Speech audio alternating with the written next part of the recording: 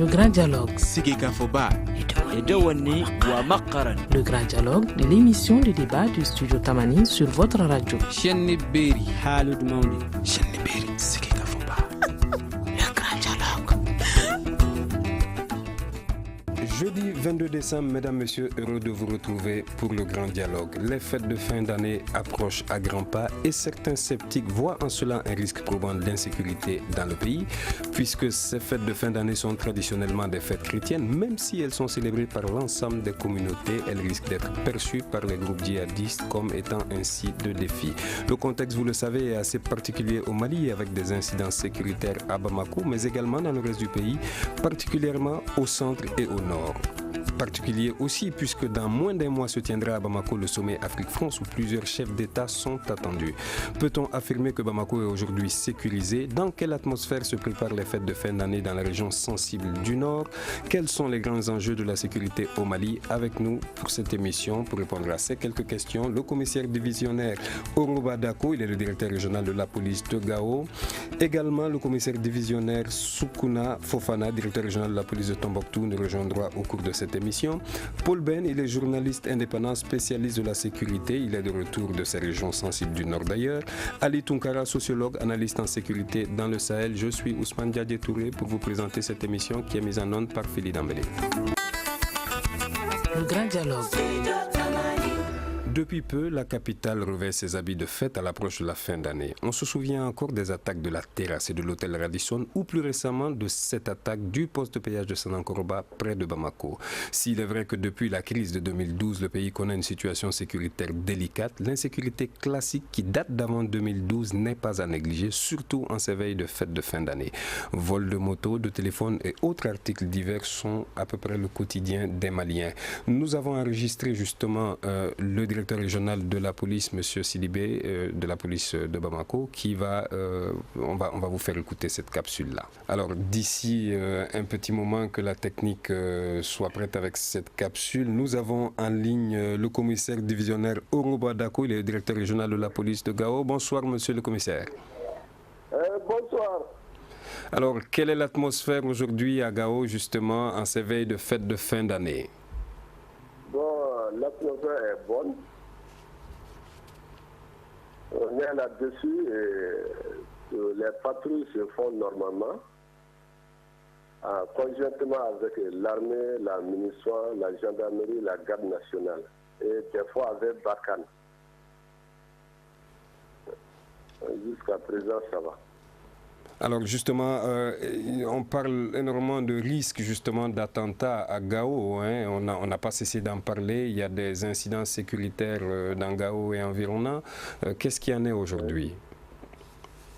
Bon, dans l'ensemble, c'est un calme relatif. C'est un calme relatif. Les forces armées de sécurité sont en train de redoubler de vigilance. Surtout en cette fin de fin d'année là. Donc, il y a un peu, surtout avec les mouvements signataires là, il y a le début du MOC qui tarde à commencer et il y a beaucoup de combattants dans la ville, mais vraiment il y a la vigilance à tous les niveaux. Parlant un peu du MOC, vous pensez qu'il va démarrer incessamment? On avait annoncé justement le 15 décembre dernier comme date de départ du MOC.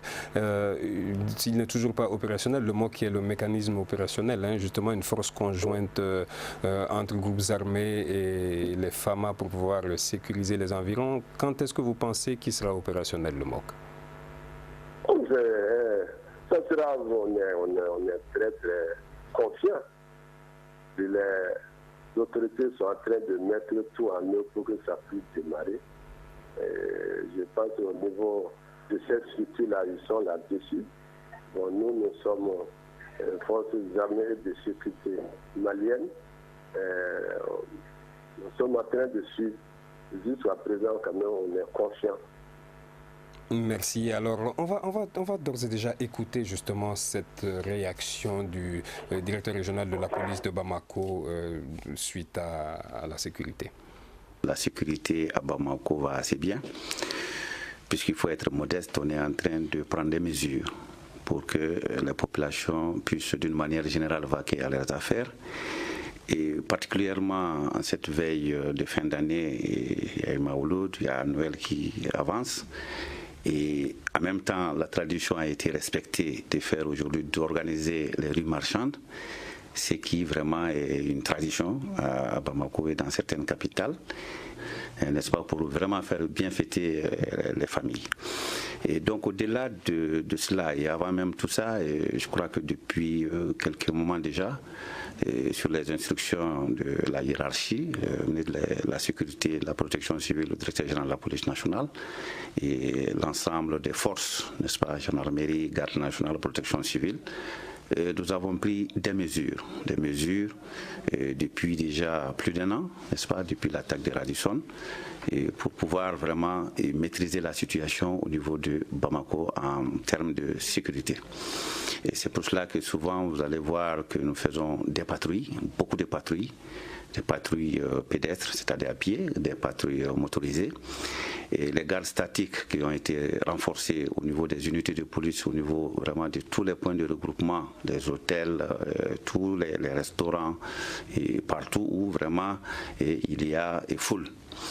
Et en plus de cela, il y a la surveillance des grandes artères, n'est-ce pas, par des motos et des véhicules, et pour pouvoir vraiment permettre aux uns aux autres vraiment de circuler normalement et de se sentir en sécurité. Et c'est le matin, quitter la maison, aller au travail ou à l'école ou au marché et retourner vraiment dans les conditions de sécurité acceptables. J'ai dit acceptable, j'ai dit tout à l'heure assez bien parce que la sécurité est quelque chose d'aléatoire, c'est-à-dire qu'on ne peut pas dire aujourd'hui qu'on est à 100% sécurisé. Et cela n'existe nulle part. Et c'est pour cela que nous sommes prudents, très très prudents. Et on ne va pas aller à dire que nous sommes à 100% sécurisés. Voilà, donc c'était Siaka Bessidibé, le directeur régional de la police de Bamako, qui parlait de sécurité. Ali Tunkara, vous êtes sociologue, analyste en sécurité du Sahel. Alors, pensez-vous que Bamako, en ces veilles de fête de fin d'année, est sécurisé? Bon, il ne l'est pas fondamentalement, eu égard aux différentes attaques auxquelles le quotidien de Bamako est rythmé. Bon, toujours est-il qu'il y a quand même, on peut même parler d'une militarisation de la vie ordinaire des populations bamakoises. Comme l'a dit le directeur, on voit quand même une présence policière de plus en plus renforcée. Et moi, je pense qu'en parlant de la sécurité de façon générale, il faudra plutôt qu'il y ait cet effort de prévention, ce qui manque cruellement. En effort de sécurité et de défense, on a vraiment du mal de savoir, d'identifier déjà quels sont les acteurs susceptibles de commettre des attaques meurtrières. Voilà, donc là, à ce niveau, le travail n'est pas tout accompli en réalité, même si de plus en plus la présence policière est marquée, la présence des forces de sécurité, notamment le gendarme et d'autres unités, mais en réalité, jusqu'ici, les populations ont du mal justement à obtenir les résultats escomptés parce qu'elles ne se sentent pas sécurisées et de surcroît, elles pensent que le traitement... C'est juste une impression. Donc. Oui, voilà, je crois que nous sommes plus dans l'impression que dans le réel en réalité. Hein, parce que, pour preuve, quand vous observez, vous assistez à une chaîne de crimes, que vous faites appel à la police ou à la gendarmerie, la temporalité n'est pas maîtrisée. Au lieu que... Mais aujourd'hui, on voit quand même qu'il y a un dispositif conséquent qui... Oui, mais je vous promets, même à la sortie de l'émission, vous allez rester en commissariat, vous allez à la limite attendre 1 heure voire plus pour que le commissariat débarque. Donc vous voyez combien souvent des questions de logistique sont posées, bon, des forces de sécurité qui disent qu'ils n'ont pas de carburant. Enfin, ce sont quand même des manquements qui caractérisent une fois de plus nos forces de sécurité et de défense. Voilà, donc la sécurité, c'est ce qui est important également à ce niveau. Elle a quand même une dimension plurielle aujourd'hui. Elle n'est pas l'apanage de la police ou de la gendarmerie à elle seule. Et les populations ont également un rôle à jouer en parlant de la sécurité. C'est ces ponts qu'on a du mal justement à l'établir parce que les populations pensent que, voilà, finalement, est-ce que nos forces de sécurité qui sont censées veiller sur notre sécurité ne sont-elles pas aussi complices de certaines actions posées par des bandits ou des extrémistes violents. Alors, quels sont les risques aujourd'hui pour le pays quand on sait que les fêtes de fin d'année sont propices à des actes terroristes? On a vu le cas de l'Allemagne, par exemple, il y a quelques jours. Non, clairement, je crois que fondamentalement, il y a vraiment des risques imminents. Pour qui connaît l'ossature de la ville de Bamako avec l'urbanité, les bandits peuvent opérer avec facilité parce que déjà, des moyens de communication sont très accessibles. On arrive à communiquer de plus en plus avec aisance qu'il y a 10 ans, et dans le même temps, avec la facilité à laquelle les gens arrivent à se mouvoir. Ça, c'est extrêmement important. Donc, on peut commettre un acte à Kati, et les minutes qui suivent, on est à Balabougou. Donc, vous comprenez combien si les forces de sécurité et de défense ne sont pas aussi au diapason de ces différents aspects qui sont notamment la mobilité des acteurs bandits et ces aspects liés également à la communication. Je crois qu'à ce niveau, la communication, elle est loin d'être maîtrisée par nos services de renseignement et de sécurité, en fait. Merci. Paul Ben, vous êtes journaliste indépendant, également spécialiste en sécurité du Sahel. Vous revenez d'ailleurs de ces régions sensibles du Nord. Est-ce que si je dit aujourd'hui que le Mali est plus sécurisé que beaucoup de pays, notamment que l'Allemagne, qui a connu un bilan plus lourd dans les grandes agglomérations en 2016, ou que la France, qui a eu un bilan plus lourd d'attentats dans les grandes capitales, est-ce que je me trompe? Vous vous trompez, vous vous trompez, M. Touré. Nous ne boxons pas dans la même catégorie. M. Tunkara vient de le dire. C'est Dieu qui nous protège. Moi, à longueur de journée, quand je parcours les artères de la rue de Bamako, je l'ai toujours dit, si moi j'avais un esprit malveillant où j'étais en complicité avec certaines personnes qui voulaient perpétrer des attentats, je pourrais le faire chaque jour. Je vous donne un exemple très banal. Parcourez un peu les artères de la rue, vous verrez combien de véhicules garés qui sont garés depuis plusieurs mois, depuis plusieurs semaines. On ne sait pas à qui ces véhicules appartiennent, qu'est-ce qu'ils font là, qu'est-ce qu'il y a à l'intérieur. Mais c'est des bombes. On peut à tout moment mettre des bombes au passage d'un cortège présidentiel, d'un chef de la MINUSMA, d'un chef de la police. On les explose. Ça, c'est des facteurs d'insécurité. Et vous pensez justement que l'insécurité au Mali, on va dire même dans la capitale, est quand même ça, c'est partout, aussi grave? Vous pensez qu'on en arriverait là? C'est partout. Pourquoi pas? Quand les terroristes permettent de peindre des véhicules sous la bannière des Nations Unies, mettre un explosif dans un véhicule qui est garé là, ça fait des mois. Mais c'est la moindre des choses. Alors les forces de sécurité d'ailleurs ont procédé ce week-end à l'interpellation de 2 présumés djihadistes à Bamako, 2 djihadistes qui appartiendraient à Ansardine du Massina. Oui, bien sûr, ils l'ont fait, mais de quelle manière ils l'ont fait? Moi, je vous ai toujours dit ici, et j'ai des preuves par rapport à cela, chaque fois que vous entendez qu'on a interpellé, c'est grâce, je ne dis pas que ce n'est pas une bonne chose, mais c'est grâce à l'apport de nos partenaires. Mais après, quand on passe l'affaire aux mains de la justice ou de la police ou de la gendarmerie malienne, quand vous demandez, on vous dit l'affaire est en cours. L'affaire est en cours. Le citoyen dont M. Tunkara évoquait, le citoyen veut être informé. Chaque fois qu'il y a un attentat, moi j'étais à Gao quand il y a eu l'attentat à l'aéroport. Mais jusqu'au jour d'aujourd'hui... Gao, justement, qui est censé être l'une des zones les plus sécurisées, avec une très forte présence militaire, Barkhane, la MINUSMA, les FAMA, les groupes armés également. Et si ça arrive à Gao... oui, pour que les gens puissent perpétrer cet attentat, d'abord, il y a eu le laxisme. Et Paul Ben, ça arrive en Allemagne aussi. Oui, mais écoutez, c'est ce que je vous dis. Si aujourd'hui quelqu'un décide, si ces terroristes veulent s'en prendre à Bamako, aujourd'hui, ils n'ont pas Bamako sur leur agenda. Ça, je vous le dis. Ils n'ont pas Bamako sur leur agenda. Ils ont le nord du Mali sur leur agenda. Ils le font de façon intermittente. S'ils veulent s'en prendre aujourd'hui à Bamako, ils vont le faire de façon aisée. À Gao, revenons à Gao, ça a été perpétré d'abord parce qu'il y a eu laxisme. Alors, comment se prépare justement les fêtes de fin d'année? Dans quel type d'atmosphère à Gao? Gao, vous savez, Gao a une particularité. À Gao, quand vous êtes étranger, quand vous pénétrez à Gao, vous êtes étranger, vous circulez, les gens de Gao sont alertes, sont très alertes. Ils ont le réflexe de savoir que ça c'est un étranger, Et on se connaît, Gao, c'est pas comme Bamako. Ils sont alertes, ils en parlent. Et souvent, ils approchent les forces de sécurité. Maintenant, c'est à ce niveau que la chose cloche. Ils donnent des informations. Mais maintenant, l'autorité qui est censée prendre des mesures pour cela a ces réalités que la population n'a pas. C'est là où ça cloche.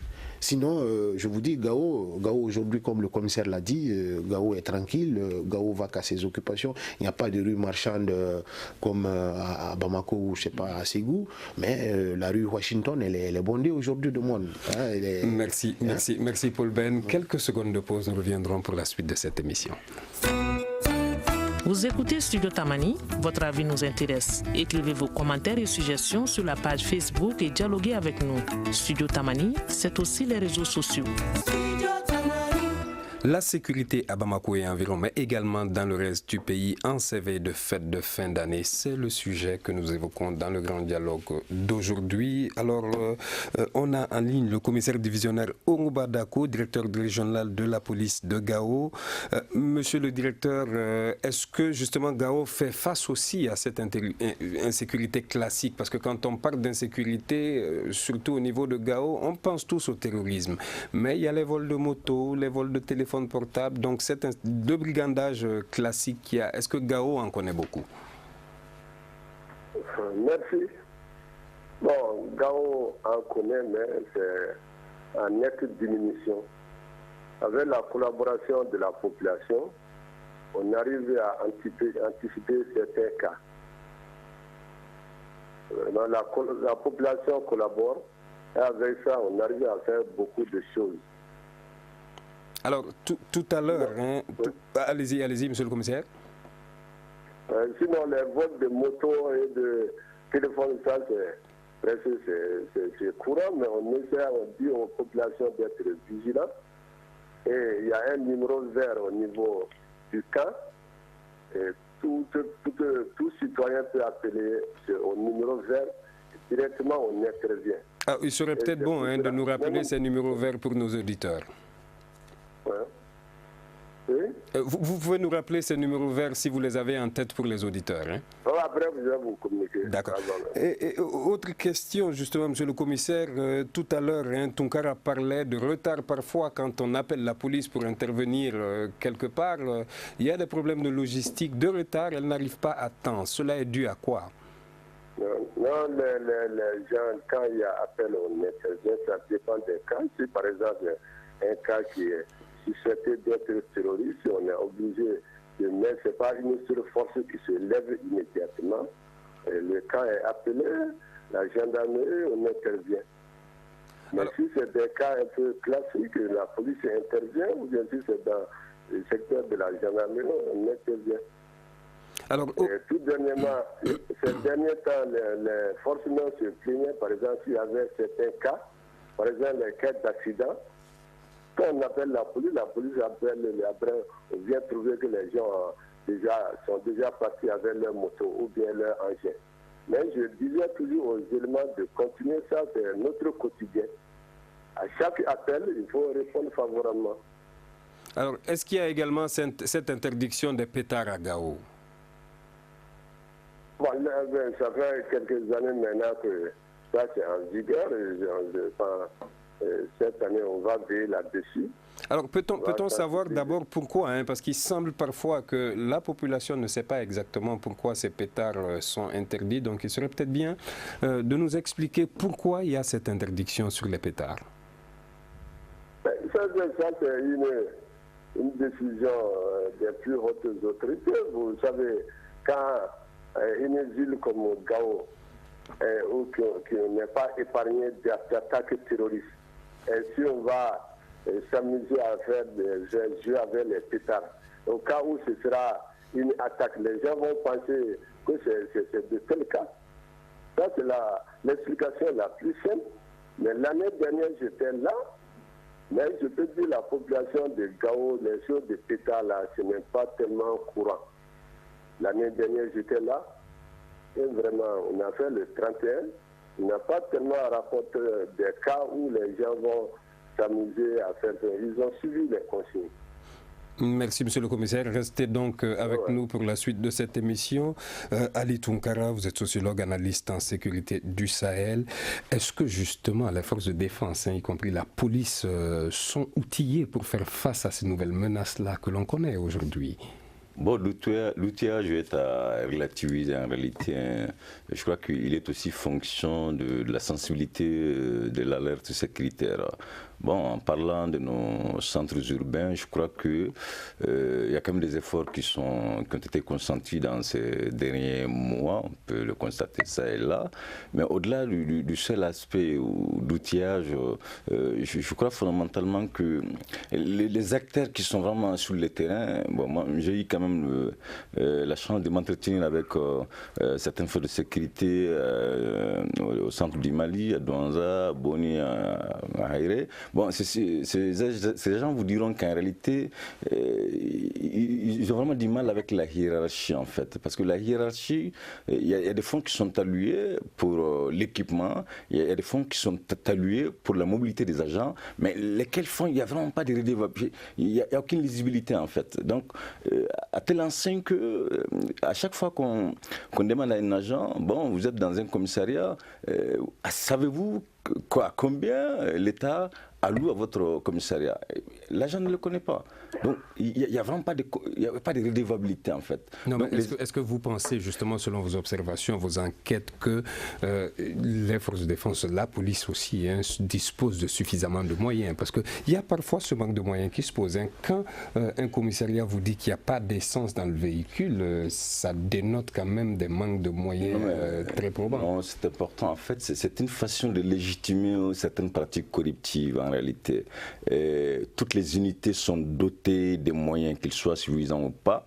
Et lesquels moyens les agents qui sont sur le terrain n'ont aucune maîtrise de ces moyens. Donc, à tel enseigne que, bon, à chaque fois, ils résument leur inefficacité à la question des moyens, ils résument leur inefficacité à la question de logistique. Mais fondamentalement, je crois qu'il faudra qu'on ait cette culture de redevabilité, que les chefs hiérarchiques rendent compte aux agents opérationnel, ce qui n'est pas aujourd'hui le cas. Vous êtes dans n'importe quel commissariat, vous allez vous entretenir avec les unités qui assurent les différentes patrouilles. Ces unités n'ont aucune connaissance de l'enveloppe allouée effectivement pour leur fonctionnement. Donc vous comprenez à combien le Mali aime justement nous inscrire dans ces mythes perpétuels des secrets de défense. Ça ne tient pas comme argumentaire.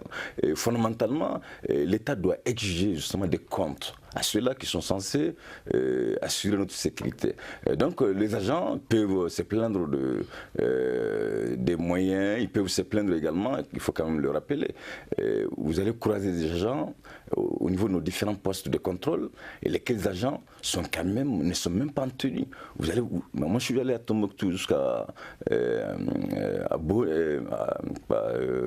Sompi, j'ai vu quand même des agents en réalité, dans un pays en état de crise, qui ne sont même pas bien habillés déjà, les quelques armes qu'ils possèdent, ces armes ne sont pas tenues. Donc vous voyez, il y a quand même cette escalade émotionnelle qui caractérise le quotidien des Maliens. Donc c'est extrêmement important qu'on se dise ce genre de vérité entre nous Maliens déjà, avant que les forces étrangères n'interviennent. Merci Paul Ben, permettez-moi de faire réagir juste le commissaire avant de vous donner la parole. Le commissaire divisionnaire Ogo Baradako, directeur régional de la police de Gao, est-ce que vous faites face justement à un manque de moyens quelquefois au niveau de la police à Gao?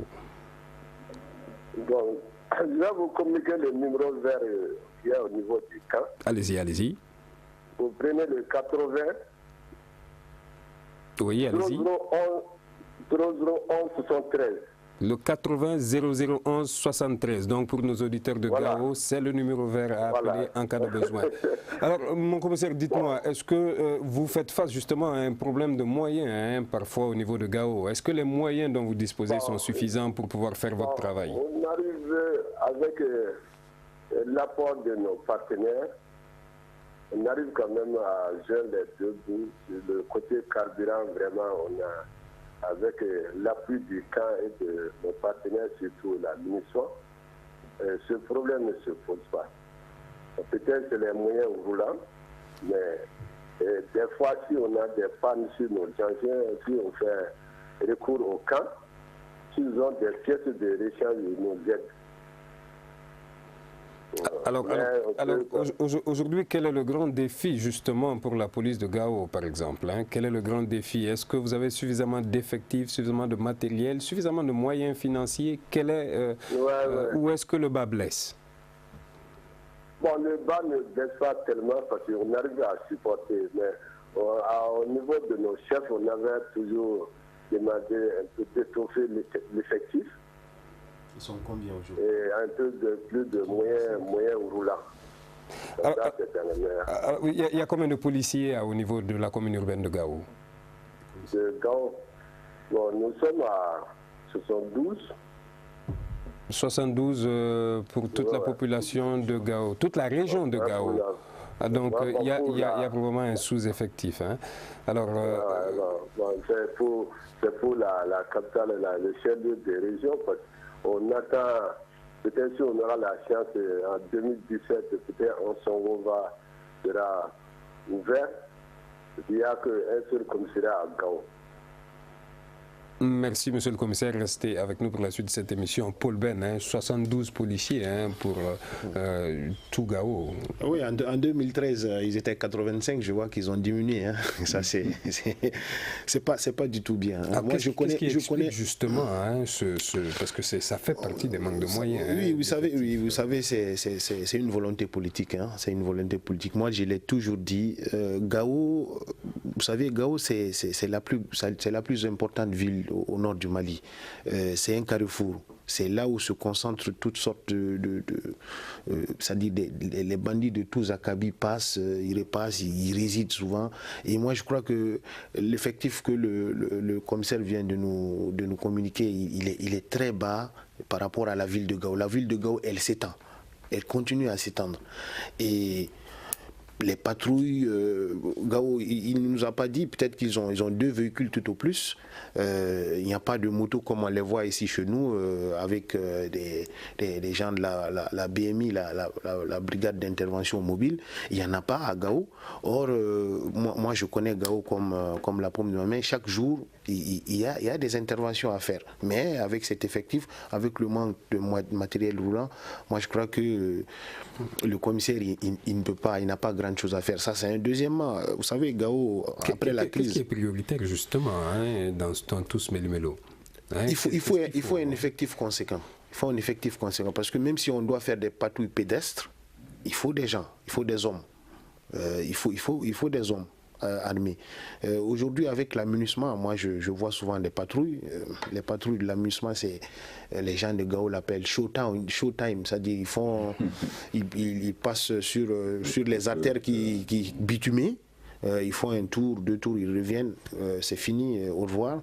Et il y a également la présence de Barkhane. Hein, non, Barkhane a d'autres chats à fouetter. Non, Barkhane a d'autres chats à fouetter. Barkhane ne rentre pas dans le dispositif. La patrouille de Barkhane, quand Barkhane veut faire la patrouille, Barkhane décide cela. C'est pas des patrouilles qui sont programmées. Et voilà, ils le font de façon aléatoire et puis ils passent, quand ils ciblent les endroits, ils le font et puis ils passent. Ce n'est pas les patrouilles qu'on connaît, les patrouilles normales, quoi. Alors, en ces veilles de fête, justement, hein, quel est le plus grand défi dans ces zones sensibles? Il faut, moi j'ai dit Gao, je me réjouis aujourd'hui que Gao soit alerte, les populations de Gao soient alertes, vraiment. Maintenant, Ménaka aussi, que je connais, Ménaka c'est la même chose. Ménaka, franchement, j'ai remarqué quelque chose à Ménaka. Dès qu'il y a un petit incident ou dès qu'il y a quelque chose, c'est les téléphones, c'est les talkies qui commencent à crépiter. Tout le monde veut savoir qu'est-ce qui s'est passé, où est-ce que ça s'est passé, qui l'a fait. Donc les gens sont déjà dans la mouvance il faut continuer à être vigilant. Moi, je l'ai toujours dit, chaque Malien est un bon policier, chaque Malien est un bon gendarme, chaque Malien est un bon agent de renseignement. Il faut maintenant que les autorités qui sont censées, les forces armées et de sécurité, le redisent. Parce que chaque fois, on a été brimé. Ah, ça, c'est pas votre travail. Ah, vous n'allez pas nous montrer notre travail. Il faut qu'on nous dise maintenant, qu'on nous mette dans la tête que vraiment, tout bon Malien, comme je l'ai dit, est un bon agent de renseignement.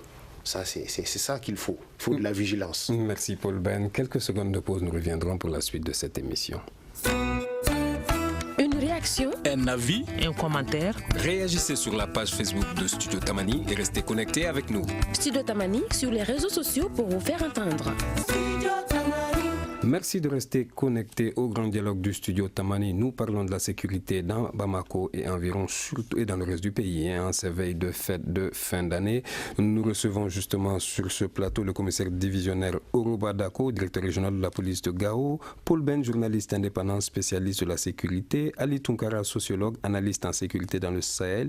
On vous avait également annoncé le commissaire divisionnaire Soukouna Fofana, directeur régional de la police de Tombouctou, qu'on n'arrive malheureusement pas à joindre jusqu'ici.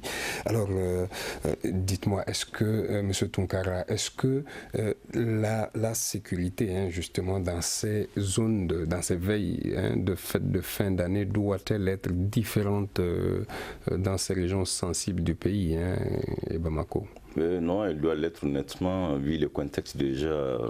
Vous l'avez dit dans les propos introductifs, les fêtes de fin d'année sont vraiment plurielles aujourd'hui. Elles font appel à toutes les sensibilités.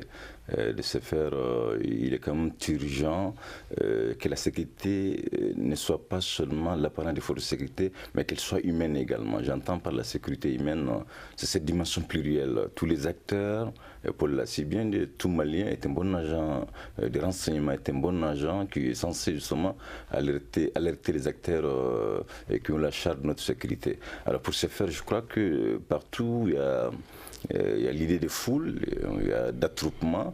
L'idéal serait que les gens soient vraiment très vigilants.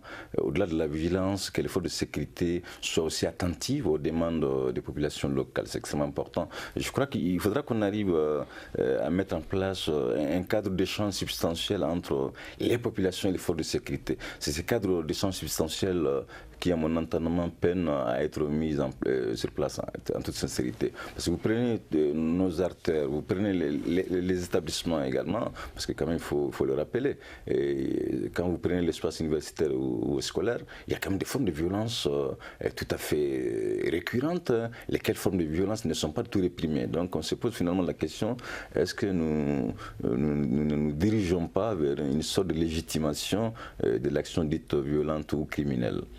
Par le seul fait que ce sont les actions qui restent impunies en fait. Merci. Alors commissaire divisionnaire Oroba Dako, vous êtes le directeur de la police de Gao. Quelles sont les dispositions spéciales qu'il y a en ces veilles de fête de fin d'année au niveau de la police à Gao? De concert avec les forces de défense et de sécurité, le dispositif sera renforcé. Au niveau du camp, on élabore un cadre d'ordre qui sera respecté par toutes les forces. Dans ce cas, je pense que dans la ville, les alentours de la ville, tout sera bien cerné. Merci. Paul Ben, vous êtes journaliste, analyste en sécurité. Vous connaissez très très bien les zones du Nord. Est-ce que le retrait de la CMA du comité de suivi n'est pas également de nature à perturber la sécurité en cette fin d'année? Non, pas du tout. La CMA continue à faire son show comme elle a toujours fait. Et elle souffle le chaud et le froid. Moi, je crois que les gens sont concentrés aujourd'hui sur certains objectifs principaux, c'est-à-dire la mise en place du MOC. Nous avons terminé avec les communales tout récemment. Il y a des endroits au nord du Mali où ça n'a pas eu lieu. Les régions, des chefs-lieux de région... Pas seulement dans le nord, dans le centre du pays également. J'en venais. Dans le nord où ça n'a pas eu lieu, au centre aussi. Les gens sont aujourd'hui dans cette mouvance de mettre en place toutes les collectivités et après il y aura les autorités intérimaires. Je crois que ce petit brouhaha de la CMA, franchement, les gens ont compris. Vous pensez que le retrait de la CMA... Non, pas du tout. Pas du tout. Il n'y a pas... Non, pas du tout. Nous sommes aujourd'hui jeudi, le mardi, la CMA ici à Bamako, qui savait qu'il y avait une réunion, a poussé la CMFPR2 et le MSA à aller prendre en otage le MOC à Gao. Mais ils ont vu que franchement ça n'allait pas marcher parce qu'il y a eu tout le monde qui s'est levé. Barkhane était là, tout le monde était là pour leur dire que franchement, il ne faut pas vous faire des histoires pour rien. C'est Bamako qui a appelé pour leur dire cela. Vous savez, vous voyez un peu ce petit jeu. Je crois que tout le monde aujourd'hui est concentré sur des objectifs pour le retour de la paix, de la cohésion sociale et du développement dans ces régions qui sont meurtries depuis la crise de 2012. Je crois que ça ne va jouer en rien. Nous rappelons à nos auditeurs d'ailleurs que ce retrait de la CMA du comité de suivi a été condamné par l'ambassadeur de l'Allemagne au Mali. Alors, les déguerpissements de ces dernières semaines ont aussi été pointés du doigt, les déguerpissements de Amin Khan, comme une source justement d'amplification de l'insécurité, puisqu'on crée des chômeurs, selon certains analystes. Est-ce que ça vous paraît sensé, justement, M. Tounkara? Je crois qu'il faut s'attaquer aux raisons du déguerpissement, en fait. Pourquoi les gens... Non, mais justement, à ces veilles de fête où il y a beaucoup plus de monde, l'affluence est grande dans les rues, est-ce que ça peut être un facteur, justement, d'insécurité quelque part? Je crois que, d'ailleurs, ce sont les occupations qui constituent, d'ailleurs, une source d'insécurité que les déguerpissements en tant qu'acte posé par Amin Khan.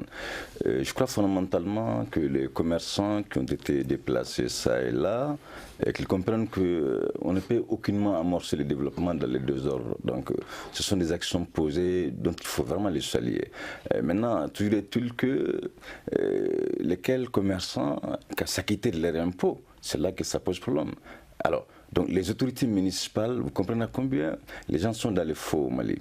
Comment on peut fermer les yeux sur des actions qui ne s'inscrivent pas dans le formel, et lesquelles actions sont aussi, à la limite, on va nous dire qu'il y a des familles qui vivent de ces commerces, c'est une évidence, mais sauf que nous n'avons pas oublié également que combien de gens sont également gênés dans leur temporalité, parce que si vous voulez partir d'un point A à un point B pour une raison d'une demi-heure, ne serait-ce que par l'occupation anarchique des artères, vous allez mine de rien passer plus d'une heure. Donc vous comprenez à combien ces occupations aussi étaient d'ailleurs, je dirais même antidéveloppementistes. Donc en somme, ça n'a pas d'impact non, ça n'a vraiment pas fondamentalement d'impact, mais je crois qu'il faut veiller à ce que les désordres ne se réinstallent plus, en fait. C'est ça aussi.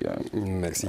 Alors, commissaire divisionnaire Oroba Dako de la police de Gao, que doivent faire les populations de Gao pour justement aider à maintenir cette quiétude-là à Gao en ces veilles de fête de fin d'année? Qu'est-ce que vous dites? Qu'est-ce que les populations de Gao doivent faire pour vous aider à maintenir la quiétude en ces veilles de fête de fin d'année à Gao?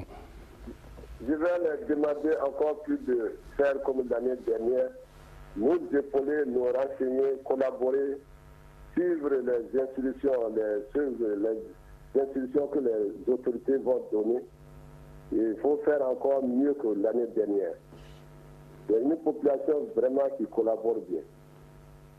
Est-ce que vous pensez que vous êtes parfois buté à des problèmes de sensibilisation, parce que ce n'est pas toujours que la population comprend qu'elle doit, ou comment d'ailleurs collaborer avec les forces de l'ordre? Est-ce que vous êtes buté un peu à ce problème au niveau de Gao? On ne peut pas avoir une collaboration à 100%, mais la majorité quand même collabore. Le numéro vert que je vous ai communiqué, plus un numéro de la police et de la gendarmerie, c'est à leur disposition. Et il y a des affaires anonymes qui nous donnent des informations qu'on exploite. Merci, mon commissaire. Alors, Paul Ben, justement, quelle doit être la responsabilité des citoyens face à toutes ces menaces-là? On ne vit pas, on n'est pas dans un contexte normal au Mali aujourd'hui. Quelle doit être la responsabilité des citoyens? Oui, je vais me répéter. Moi, je dis qu'il faut que chaque Malien, chaque Malienne comprenne qu'il est un très bon agent de renseignement, qu'il est très utile pour la sécurité de son pays. Je comprends aussi souvent que certains ont peur de donner certaines informations parce que après, c'est ce qui se passe au nord, par exemple, vous donnez l'information 1 heure de temps après, on vient vous égorger. Je le comprends, mais qu'on essaye, que les populations essayent de renseigner Chacun a un frère, chacun a une sœur qui est porteur d'uniforme, qui est agent de la police, de la gendarmerie. Si on ne peut pas aller au poste de police ou à la gendarmerie, qu'on essaye d'appeler son frère pour lui dire, bon, attention, j'ai vu ça, ou bien je remarque cela. Je voudrais surtout aussi appeler les autorités, c'est-à-dire les forces armées de sécurité. Le facteur que j'ai dit, que j'ai évoqué au début de mon intervention, je disais que toutes les rues de Bamako sont jonchées de véhicules qui sont à l'arrêt. Et moi, j'ai vu dans certains pays, c'est des facteurs d'insécurité. Ça, je l'ai vu. Et franchement, chaque fois, j'ai la chair de poule. Vous voyez des garages anarchiques partout, où il y a des véhicules qui sont à l'arrêt depuis plusieurs mois. Et ces mêmes artères sont pratiquées aussi bien par le citoyen lambda que les hauts cadres de ce pays. À vous entendre, la situation est très dramatique. Hein. Pourtant, quand on compare le Mali à certains pays, comme le Soudan, le Kenya, qui ont connu des attaques, ou le Nigeria, qui ont connu des attaques très très très violentes, on n'en est pas là. C'est une question d'agenda des terroristes. C'est une question d'agenda des terroristes. Vous l'aviez évoqué tout à l'heure. C'est une question d'agenda des terroristes, je vous dis. Les terroristes ont un agenda dont Bamako ne figure pas, sur lequel Bamako ne figure pas à 10%, pas encore. Ils ont un agenda sur lequel Bamako ne figure pas à 10%. Et vous pensez qu'on ira vers cette évolution si rien n'est fait? Bien sûr, bien sûr. Moi, je suis convaincu de cela. Merci. Mais que Dieu nous en garde. Que Dieu nous en garde. Merci. Ali Tounkara, à quoi doit-on faire le plus attention aujourd'hui, en cette veille de fête de fin d'année? Je crois qu'il faudra que les forces de sécurité elles-mêmes acceptent la règle de l'art. Quand vous prenez nos policiers, nos gendarmes, nos militaires, une bonne partie de ces agents circulent dans des véhicules non immatriculés déjà. Donc cette distribution de la justice à géométrie variable, elle ne peut qu'aggraver davantage l'insécurité. Donc finalement, on se pose la question, au nom de quelle loi, au nom de quelle législation un policier est habilité de circuler sans immatriculation? On va où là? Donc, je crois que c'est extrêmement important. Voilà, c'est extrêmement important. Moi je me pose la question, mais quel pays sommes-nous en fait? Donc il faudra que les policiers, les gendarmes et même s'appliquent la rigueur et la discipline. C'est extrêmement important. Et que les citoyens aussi exigent des redevabilités. Parce que quand dans un pays il n'y a pas de compte à rendre, c'est extrêmement important. Ceux qui sont chargés de la sécurité, qui rendent des comptes, c'est extrêmement important pour que la sécurité humaine soit efficace. Mais dans le même temps, à ce niveau également, moi je pense que ces mesures de représailles dont Paul faisait allusion, elles sont une évidence. Quand vous dénoncez un criminel, le lendemain vous le verrez également dans la rue. Donc finalement, le justiciable se pose la question, quelle justice nous avons? Parce que cette justice malienne, elle a vraiment du mal à être équitable. Cette justice malienne...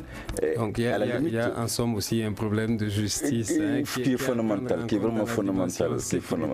Alors, monsieur le commissaire, directeur de la police régionale de Gao, Oroba Dako, un dernier rappel justement à lancer aux populations de Gao en cette veille de fête de fin d'année. Je vais leur dire encore de plus d'avoir confiance à ces forces de défense et de sécurité et de faire encore plus que l'année dernière en nous accompagnant, en suivant les instructions qui seront données. Et avec ça, je pense qu'on pourra passer vraiment des nuits de fin d'année un peu tranquilles et de faire confiance à leurs forces de défense et de sécurité. Merci donc, commissaire divisionnaire, directeur régional de la police de Gao, Oroba Dako. Ceci met un terme à notre émission d'aujourd'hui. Merci, messieurs, d'avoir partagé votre expertise avec nos auditeurs dans l'ensemble du pays. Vous pouvez retrouver cette émission sur www.studiotamani.org ainsi que toutes les autres. Cette émission a été réalisée par Ibrahim Aran Diallo. Elle était mise en onde par Phili Dambélé. À la régie vidéo, vous aviez nous direz, je suis Ousmane Diadje Touré. À demain pour une autre émission. Le grand dialogue. Le grand dialogue de l'émission de débat du studio Tamani sur votre radio.